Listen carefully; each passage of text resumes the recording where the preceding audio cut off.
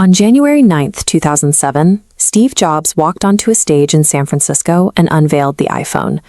Watching the broadcast from his office in Canada was the engineer who invented the modern smartphone. He watched the full keynote. When it was over, he turned to his team, laughed, and told them the device on that stage was technologically impossible. He was wrong. That single moment of certainty triggered a collapse that erased $75 billion in market value and wiped out the company that created the smartphone category entirely. The company didn't die because its leadership was foolish. It died because of unquestioned expertise. Before the iPhone existed, BlackBerry held absolute control over corporate and government communications. The devices were so addictive they earned the nickname CrackBerry. Executives managed global banks from the back of taxis, and Barack Obama famously refused to surrender his device when entering the White House. His security team had to custom engineer a hardened version just so he could keep it. This chart illustrates the scale of that dominance. By the mid-2000s, Research in Motion, the company behind BlackBerry, had 35 million subscribers, a $40 billion valuation, and controlled nearly 50% of all smartphones sold in America. The architect of this empire was co-CEO Mike Lazaridis. He was not a typical businessman. He was a brilliant engineer, completely obsessed with the complex physics of wireless data transmission. In an era where mobile networks were slow and weak, Lazaridis built his company on strict physical constraints. A BlackBerry's battery had to last for days, not hours.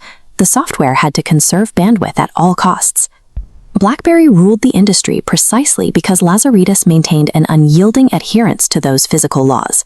He understood the constraints of mobile engineering better than anyone on Earth. Which brings us back to the 2007 Apple Keynote. To Lazaridis, the original iPhone was an explicit violation of those engineering laws. It had no physical keyboard, a massive, brightly lit screen, and a high-drain internet browser. He ran the math. The radio frequencies required to stream data to a full-screen device would drain a battery in hours. Through an engineering lens, the phone was a mathematical failure. The two companies were operating under entirely separate philosophies. Apple aggressively traded multi-day battery life for a vast interactive screen. BlackBerry flatly refused to compromise their battery standard. Apple bet that users would accept the burden of charging their phone every single night if the device inside their pocket was compelling enough. Consumers embraced the trade-off. The expectation of what a mobile device should do shifted away from efficiency and toward capability. Lazaridis made a rational calculation. He simply evaluated a new reality through an outdated, strictly technical lens. Inside BlackBerry, the initial response was quiet confidence. Enterprise clients demanded high security and long battery life. For 18 months, corporate contracts renewed, and surface revenue numbers looked perfectly healthy. But a silent shift was happening underneath. People who bought iPhones for personal use started bringing them into the office. Junior employees pushed back against being issued BlackBerries. The bring-your-own-device movement bypassed IT departments completely. Then, in July 2008, Apple launched the App Store. The mobile phone transitioned from a fixed hardware tool into an expanding software ecosystem. Third-party developers began building enterprise tools directly on iOS. BlackBerry responded by continuing to refine their physical keyboard. They were making 10% improvements to hardware, while their competitors were executing a 10 times expansion in software platforms. By 2011, the internal bleeding became public. BlackBerry released the PlayBook, a tablet designed to compete with the iPad. It shipped without a native calendar, and shockingly, without a native email application. Executive bandwidth was heavily fragmented. While product deadlines slipped, co-CEO Jim Balsillie was publicly distracted by a long, failed attempt to purchase a National Hockey League franchise. Look at the trajectory on this chart. Over a few short years, BlackBerry's commanding 50% grip on the US market collapsed to under 5%. The final dominoes fell quickly. Lazaridis stepped down under board pressure. The parent company rebranded to BlackBerry in a final attempt to survive, and by 2016, they abandoned the hardware business entirely. The autopsy is clinical. The corporate patient died because its highly specialized vital organs could not adapt to a new environment. Beyond the market data, the core failure was psychological. Mike Lazaridis' greatest strength as an engineer became his fatal blind spot as an executive.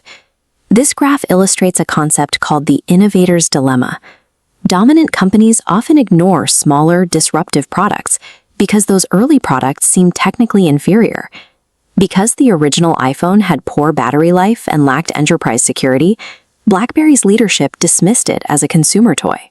By the time that toy caught up to enterprise standards, the market had already moved. For Lazaridis, the iPhone was a direct challenge to the engineering principles that defined his identity.